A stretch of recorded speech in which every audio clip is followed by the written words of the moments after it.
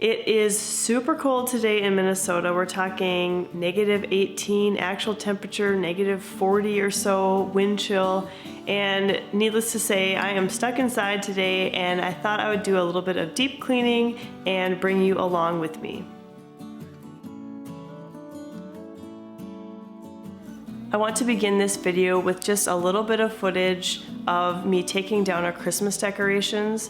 I do this most every year on the 1st of January. It's sort of a tradition. I think it helps make me feel like I'm getting a fresh start and a new beginning on the new year.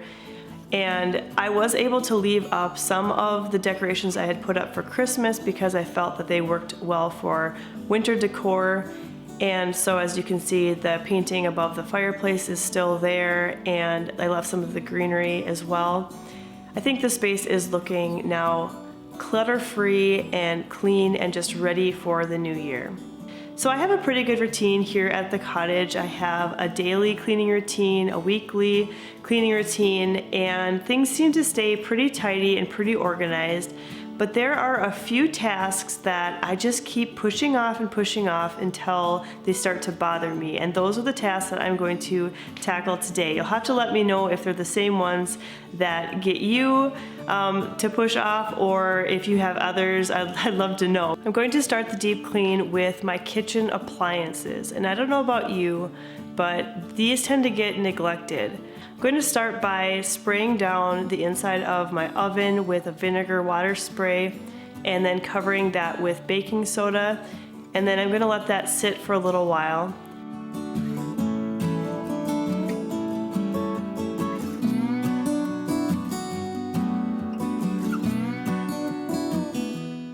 I'm also going to fill the sink with some hot soapy water, and I'm going to put the grates of the stove in here and just kind of let them soak for a little while. I think that will help kind of release the grease that's kind of stuck on these grates. Now I'm going to spray the top surface of the stove with that same vinegar water mixture and also add a little bit of barkeeper's friend to it and let that sit as well. Alright, so while that stuff is sitting, I'm going to go ahead and start tackling the fridge. And I like to do a big deep clean of the fridge before I get groceries, and I do have groceries that I need to get later today, and so I'm going to go ahead and take pretty much everything out of the fridge and just give it a good thorough wash, and then only put back in the items that I think we're going to be using. I'm sure that I'm going to find some leftovers that are past their prime and probably some sauce containers that have just a little bit of sauce in them. I'm going to go ahead and toss those as well and just kind of give the fridge a fresh look and get it ready for all the new items that are coming in today.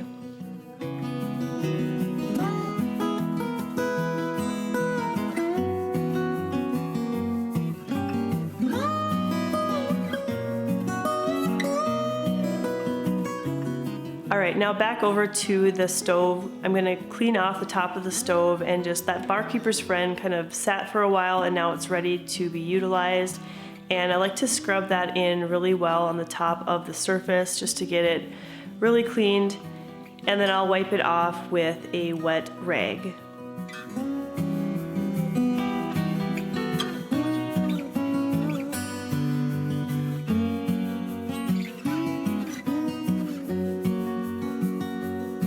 I'm always really happy when I'm cleaning off the stove grates that I have such a large kitchen sink.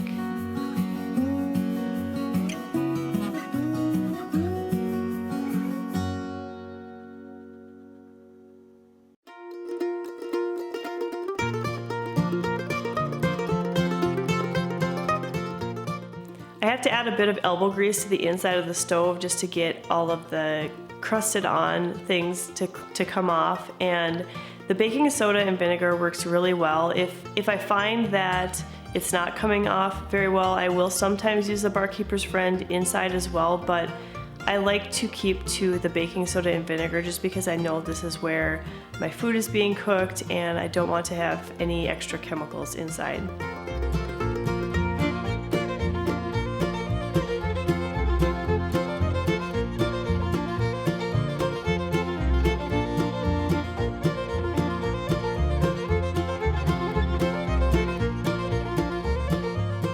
The microwave could use a little bit of love as well, and so I'm going to clean that up and also move it so that I can clean the countertop underneath. I'm always amazed at how many little crumbs find their way underneath the microwave.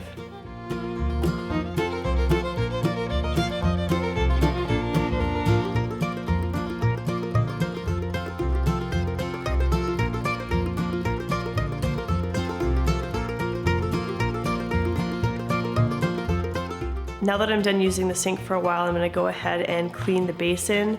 And I sometimes will use Barkeeper's Friend, and sometimes I'll use lemon juice, but I definitely need to do some scrubbing with the sink as well to get it nice and clean.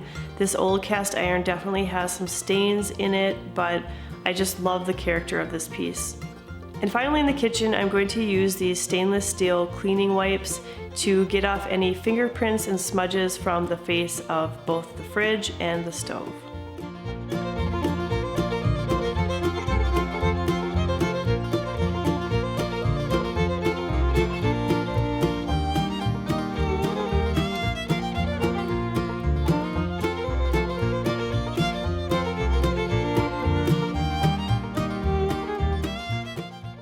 Alright, I think it looks pretty good here in the kitchen. I did a good job of deep cleaning and it feels very fresh. And I almost don't want to cook in it. Maybe I'll have to order something for supper tonight, we'll see. But the other item that I want to tackle today is the cleaning of the wood floors. And I have done a video before here on this channel about the process that I take to clean our wood floors and the different products that I use. And so if you'd like to check that out in a more in-depth way, I will link that video for you to watch. But I start to notice the wood floors getting a little smudgy, more so in the winter because the way that the sun comes into the house at a little bit of a stronger angle, I can see those smudges easier. And so it's starting to bother me, and I feel like it's just something I want to tackle today since I'm inside anyway. So let's get going on those right now.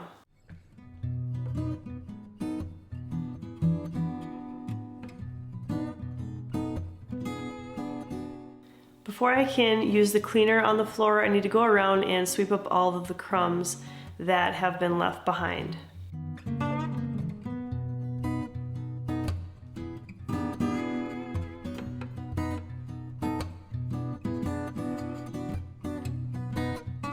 I make sure to do my floor deep cleaning when all of the kids are out of the house because I need to pile the furniture in awkward ways, and I can just imagine them trying to scale it like a jungle gym or something. Typically when I clean our floors, I just go around with a damp sponge and pick up any areas that have spills or caked on food or something.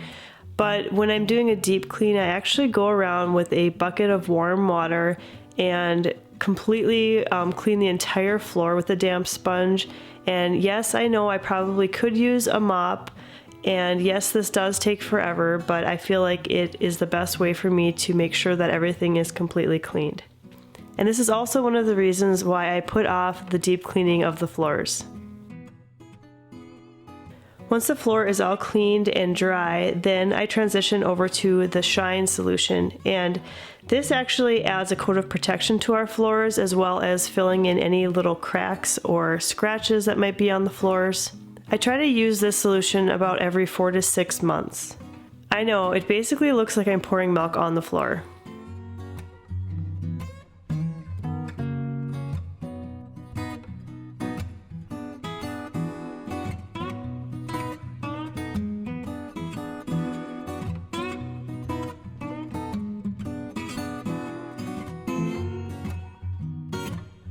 This process is so simple though. You just pour it on the floor and then use a microfiber mop to kind of spread it around, and you make sure that you go with the grain of the wood. And honestly, the most difficult part of the entire process is to make sure not to work yourself into a corner, because this does need to dry for about 45 minutes before anybody can walk on it.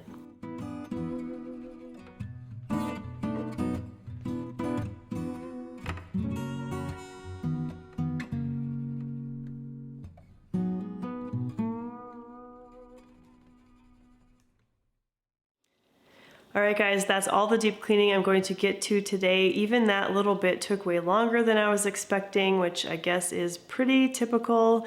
But the good news is that with all the movement, I am no longer cold, and so I guess that is a bonus to cleaning on a cold, frigid day.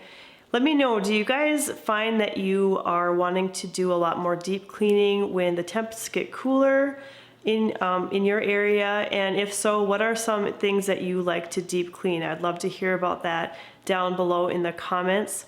Thanks for keeping me company today as I deep cleaned in my house, and I hope that it was interesting to you, or it maybe gave you a little bit of motivation. Thanks for watching the video today, and I hope that you'll stop by the cottage again really soon.